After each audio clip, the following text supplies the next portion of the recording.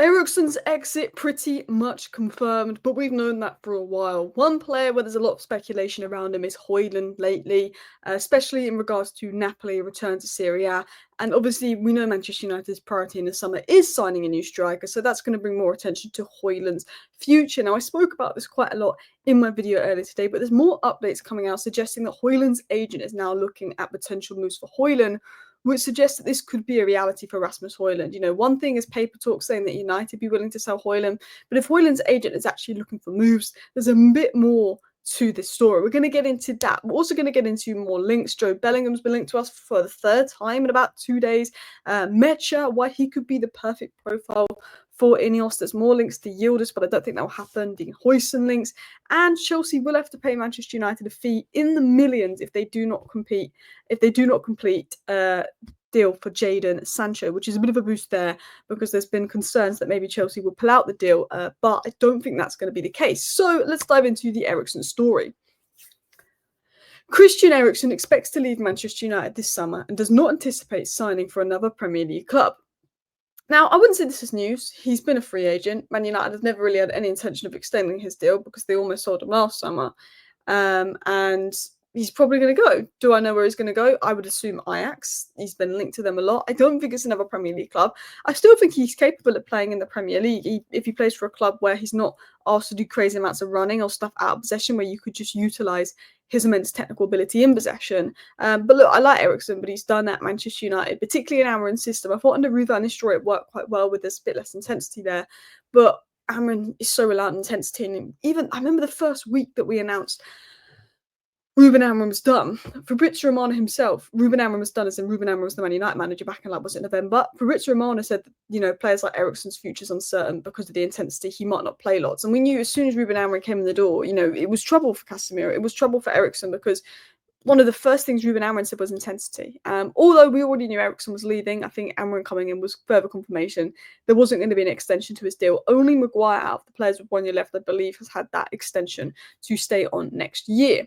Now, one player that Manchester United could offload, and I don't think he's going to go in the summer. I still have a feeling he could stay, and that's because we need to make 40 million to avoid making a loss with PSR.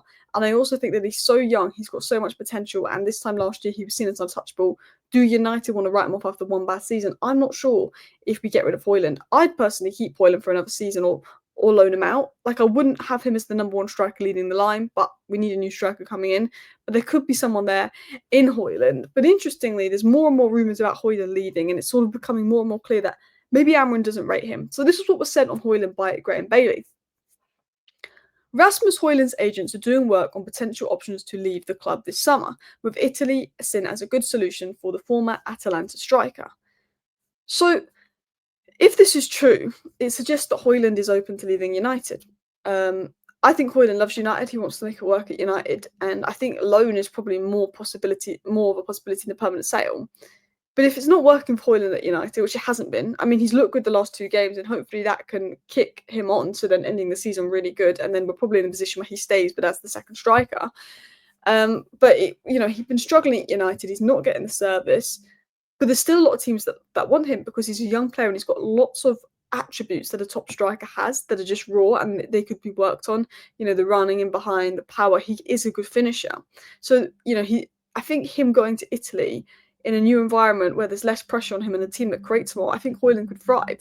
So I think Hojlund going on loan has always been a decent idea. Hojlund going on a permanent, I think it depends on the fee that Manchester United receive, because I think there's still potentially a player there.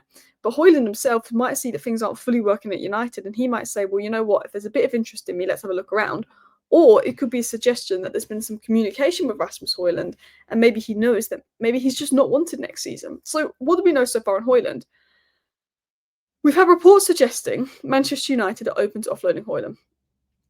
And we've had that all week, all the week before, the week before, the week before. Of course, right now is the international break, so every little bit of media thing is just going to be stirred and stirred and stirred, It is understood that signing a new striker is a priority for United, as Hojlund's not since ready to lead the line. Number one priority is a striker confirmed by Romano, Ornstein, Whitwell.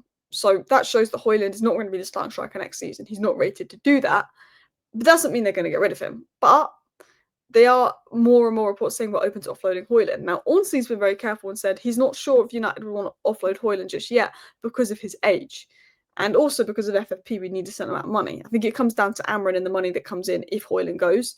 But Amorim and Neos coaches do believe there's potential in Hojlund. They did a data analysis and they believe that he could be the guy for Amorim's system, but they're not convinced by what they've seen. And you can't blame them for that. He's not been the best. Yes, he's had little service, but there's elements of his game that need to improve. So there's a potential for them to be patient with Hojlund. There's a potential for them to say, you know what, you can go. There has been talk of a potential loan move. Muppeteer said this as well. It's not been ruled out. And Hojlund is young, and despite multiple sources claiming United want to sell him, it's only likely they would do that for a good price. Oof, that gave me a fright. My reminders all just pinged at once. And I was like, what's that? Again, as I said, he's still young, and I think they'd only do it for the right price. I think there'll be a lot of media reports this week being like, Hojlund's out the door, Hojlund's out the door, this player, that player, because it is international break, and I think people exaggerate stories. So we're probably going to get a lot of repetitive stories, a lot of this, a lot of that in regards to that. And talking of repetitive stories, this is the third source this week to link us to Jobe Bellingham, basically saying United are plotting a mass clear out of unwanted players to raise transfer funds this summer, with Sunderland's Jobe Bellingham among players they're targeting. I'm not shocked we're targeting Jobe Bellingham. Physical flooring, good player. I do have concerns about, is he ready to make that step up yet? But I think he's a good player. I think he's a good profile. And we know Manchester United are plotting a mass clear out. We sort of known that for a while. We want to get rid of a lot of players out. Anthony, Rashford, Malacia, they're on loan because they want to get rid of them. Eriksen's going to go. Heaton's going to go. Evans is going to go. Lindelof's going to go. They want Casemiro out. And then there's players like Onana or like Hojlund or like Shaw or like Mason Mount where they'd be open to the sale, but it's not as easy to do. There's players like Garnacho or Maino, if a big bid comes in. United could be open to selling. So let's talk about other links. Again, another link to Yildiz. Juventus could sacrifice him if they qualify for the Champions League. Yildiz is a great young prospect. I just don't see him coming to Manchester United. I just think that we're one of those teams that have been linked to him a little bit. But look, if Romano or Ornstein linked us to Yildiz, then I would talk in more detail about Yildiz. Now, one player I could see United going for, because I actually do think he ticks the box profile-wise, is Nmecha. Manchester United are interested in Borussia Dortmund's Nmecha and would be keen of making an offer 40 million.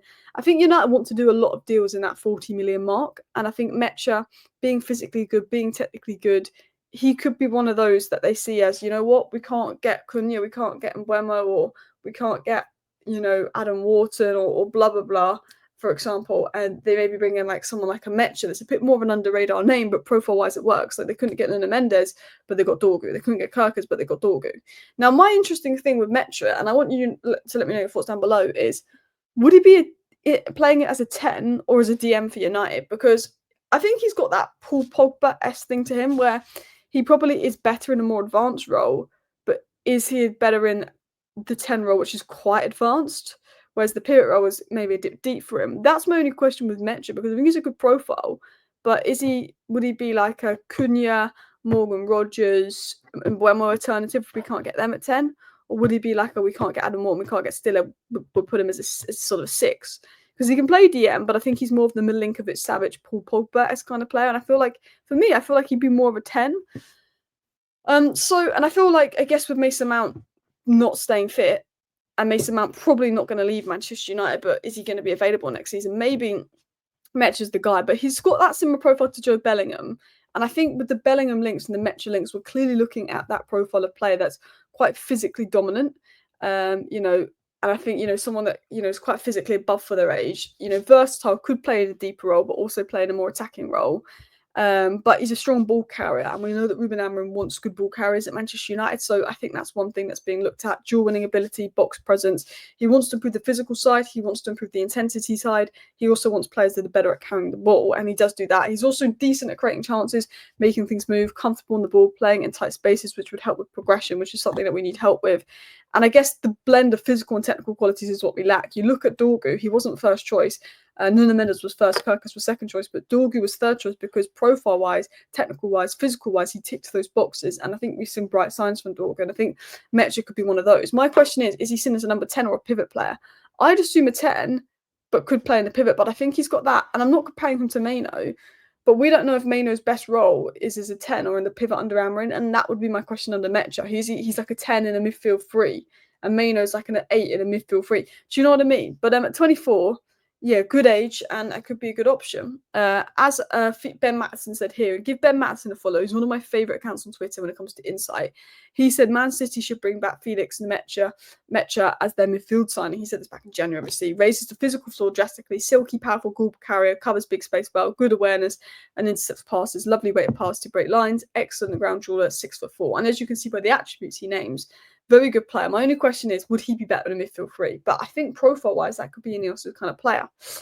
Talking of a player Ineos do not want, Jadon Sancho. Chelsea will have to pay millions of pounds to Manchester United in a penalty clause if they pull out of their agreement to sign Sancho on a permanent basis this summer. And there was a rumour that it was going to be like, it was between £4 and £6 million, and there was a rumour of £6 million, but it was like a Twitter rumour with no credibility to it. The Independent obviously have credibility to it, and they're saying it is in the multiple £1 million. I think if it was a fee of like less than £1 million, I think we get Sancho given back to us. But I don't think Chelsea would want to be having to pay £6 million out of pocket at once in an instalment not to sign a player. I think they'd rather sign that player for 25 million and see if they could sell him for 20 million and avoid making that loss. Maybe I think again it could be 2 million they have to pay us, so maybe they will pay us 2 million. But I think Chelsea's decision will depend on what happens between now and the end of the season with Sancho. Also what the actual fee is. But I think if it's in the millions, there's more of a chance that Sancho goes to Chelsea. Sancho wants to go to Chelsea. He doesn't want to be at Manchester United, and we don't want him. He's dropped off a bit of Chelsea, but there's still definitely a player in Sancho. I just don't know if he's a Premier League player. So it'll be interesting to see what happens there. And of course, more links to Dean Huijsen today. The Sun have linked us to Dean Huijsen again. Romano obviously revealed there's a 50 million release clause. Man United, Liverpool, Newcastle, Chelsea, Real Madrid all strongly interested in Huijsen. So are Tottenham. I'd say it's going to be a battle between Liverpool and Madrid for it. Maybe Newcastle, if they get Champions League. I could see them going all out for him or Gay. I'd love Dean Huijsen, but again, just transfer news and rumours. I don't think it's going to happen. Anyway, that is all the Manchester United news. I was going to say rounded up into 10 minutes, but it has been 12 minutes. It is international break, but we've got a lot of the same stories. So yeah, guys, I will see you tomorrow. Thank you for watching, and bye.